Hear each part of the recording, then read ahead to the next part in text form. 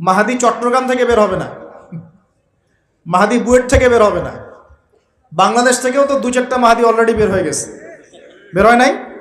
আর মাহাদি আরবি ভাষায় কথা বলবে। কি ভাষায় কথা বলবে?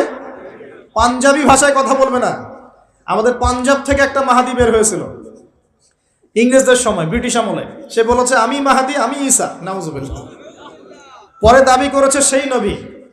আর বাংলার মাটিতে এদের দাওয়াত এখন খুব জোরে জোরে চলছে। নাম দিয়েছে আহমেদিয়া মুসলিম জামাআহ, নাম শুনেছেন নাকি? তাদের এই নেতা দাবি করেছিল সে মাহাদি, সেই ঈসা, নাউজুবিল্লাহ।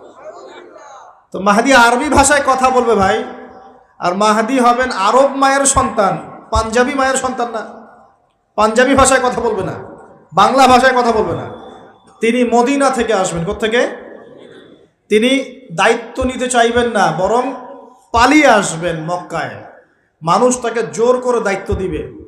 আপনারা যারা হজ করেছেন, কাবা ঘরের এই যে তাওয়াফ তো করেছেন মাশাআল্লাহ, তাওয়াফ এবং এই যে আপনার মাকামে ইব্রাহিম, এর মাঝখানে ইমাম মাহাদিকে তারা পেয়ে যাবে এবং সেখানে তার হাতে বায়াত নেওয়া হবে এবং তিনি মুসলিমদেরকে ঐক্যবদ্ধ করে এই জুলুমের এগেনস্টে যুদ্ধ করবেন ইনশাআল্লাহ।